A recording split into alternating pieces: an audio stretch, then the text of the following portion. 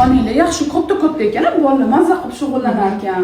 Bizning xonamizda o'zi har bitta xonada individual dars mashg'ulotlar o'tishadi. Bu sensorli integratsiya xonamiz. Chunki endi bizda diagnozli bolalar kelishadi. Bu normatipishniy bolalarga ham to'g'ri keladi. Bu nima degani hozir aytganingiz? Endi diagnoz degani masalan Z1 bo'lsa yoki autizm yoki Z1 plus ras bolalar bor. Endi har xil bolalar bor diagnozli.